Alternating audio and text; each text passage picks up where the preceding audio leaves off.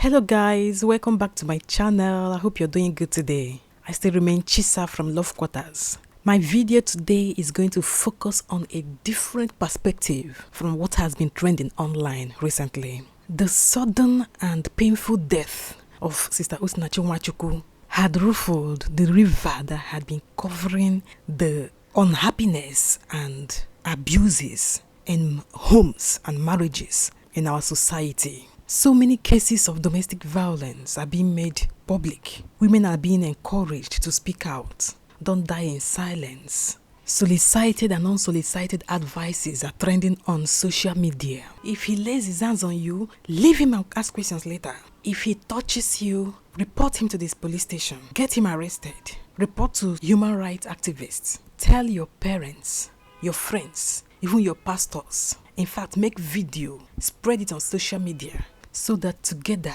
justice will be sought for you and he will be punished. It is all good if the aim is achieved. It is all good if the final goal is reached, which is to ensure that these psychopaths, these sadists, understand the importance of life. Even if they don't want to understand the importance of life, at least they will be afraid to lay their hands on any woman, knowing fully well that when they do so, they will be apprehended and they will be greatly punished. There is a recent case of a woman who was hacked to death by her husband during a disagreement. This happened in Plateau State. It is said that this young woman, Mrs. Samuel is her name, a 23-year-old mother of two, had a little disagreement with her husband, who was Samuel. Say his name is Samuel Matthew. So on that Sunday night, April 17th, they had a little argument. Nobody knew what the argument was all about. But the next thing that happened was that the man macheted the lady, hacked open her stomach, pushed out her intestines, then took her phone and ran off. She was later found the next morning, being Monday 18th, and was rushed to the hospital. And she later died 2 days later on Wednesday. It's such a sad and unfortunate incident. Who knows, if help had come earlier, she would have survived. Now people were even wondering, when they were quarreling, when they were arguing, was there no neighbor around as they were living in a public yard? Was there no neighbor that had them, that could come for her rescue? When she was macheted, obviously she must have been screaming, shouting and calling her for help. Was there nobody close by to come and help rush her to the hospital? Why did he wait till the next morning? Well, these are questions we don't have answers yet. But the main matter is the lady is dead and gone. The children are now left motherless, and who knows, maybe fatherless too in the nearby future. While comments were heaping insults and death wishes on this man and blaming the wife, the dead wife, for not leaving him on time, since the marriage has been said to have frequent cases of domestic violence. While all these things were going on social media, my mind went on a different journey entirely. There is something we have not observed yet. Because of the circumstances surrounding the unfortunate death of Sister Osinachi, the social media has erupted with topics speaking against domestic violence and abuse to women by their husbands. But no one is saying anything about verbal abuse men suffer in the hands of their wives. Can we talk about this silent pain in the because men pass through in the hands of their wives? You know why this is so bad? It is so bad because men can't discuss this. They can't discuss, they don't like discussing their wives' issues, the issues they have with their wives in the public, because of fear of scorn and derision. They only suffer in silence. These men may be men who are respected in public. They may be men who are in high position in their place of work. They may be men who have achieved so many great things. They may also be men who are hustling every day to bring food to the table at home. They may also be men who toil with their hands, who do physical labors in order to provide for the needs of his family at home. After the stress of the day, at the end of the day's work, at the end of the business conference, these men from their various places of work return home. Note, I did not say they returned to the house. They returned home. a home is a place where they're supposed to have this peace of mind, where they're supposed to be filled with love, where they're supposed to be surrounded with their loved ones, their children, their loving wife. Now, these men return home, and at the slightest provocation, their wives begin to rain insults upon insults on their heads, calling them unimaginable and unprintable names, using words that will shock even a bad man on their husband. These women shred them to pieces, mocking everything society respects about these men, humiliating them beyond redemption, stamping on their pride with mockery. You will see these men shrinking and deflating in defeat, especially the gentle ones. They will go to bed heartbroken and in silent pain. The next day, they will get up, put up a courageous face, repackage themselves, put on a smiling face, and go out to the public again to work for the day. And the cycle continues until one day you hear that the man has died of heart attack, or he slept and did not wake up.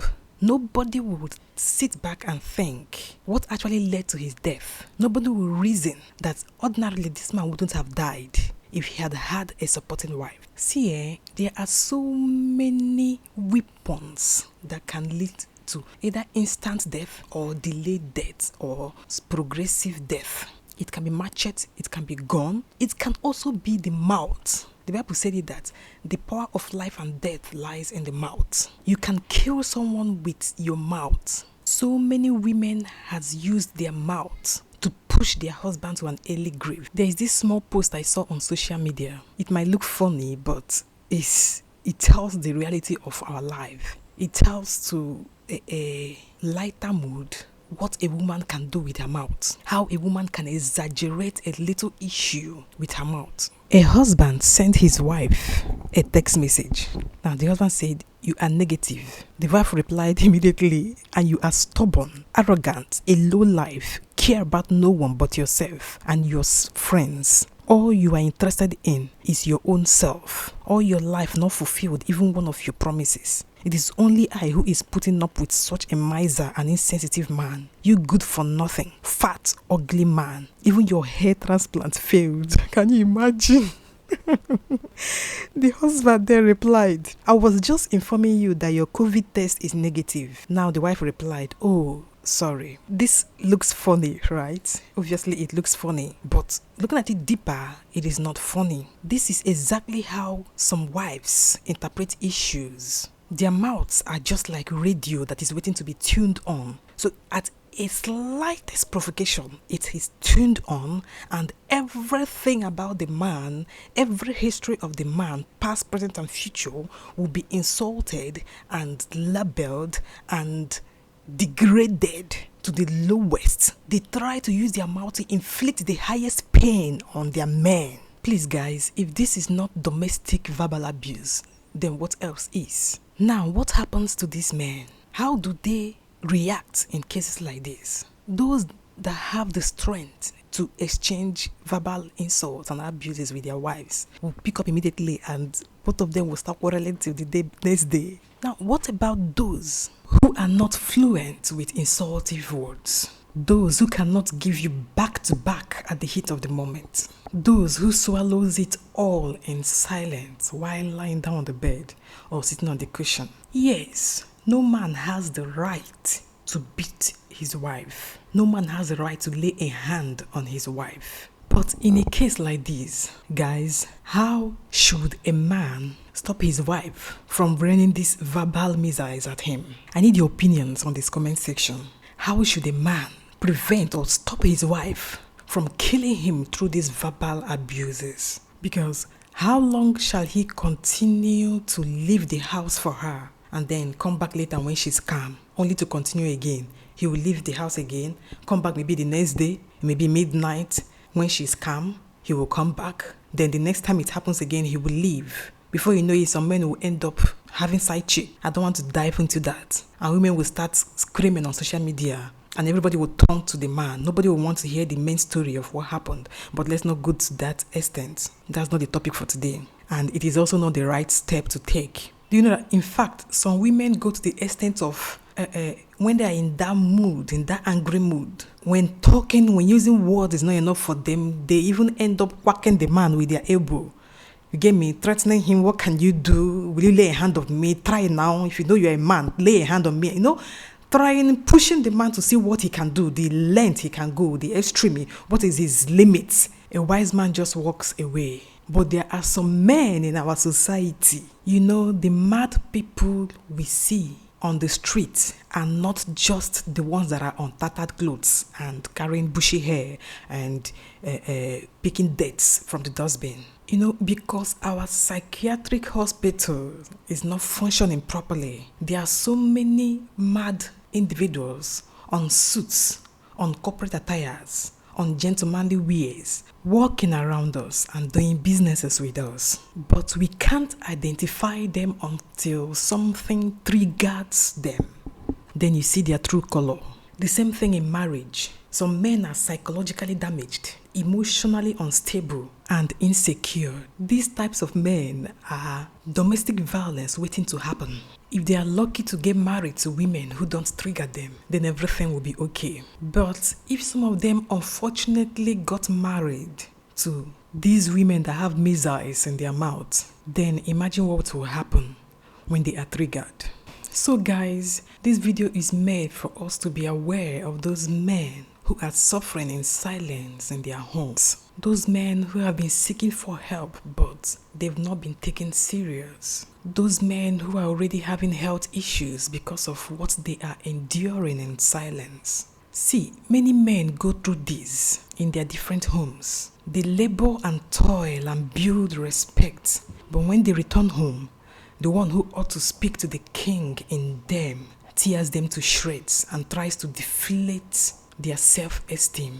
They shrivel at home, but outside they act cheerful, and that is why they drink their life away in bars and beer parlors. They stay longer in beer parlors and take every opportunity to travel, for they would rather be anywhere than in their homes. So guys, whatever be your opinion, state them on the comment section. Don't forget my question earlier on. What do you suggest these men do to stop their wife from abusing them verbally at home? Thank you for watching my video.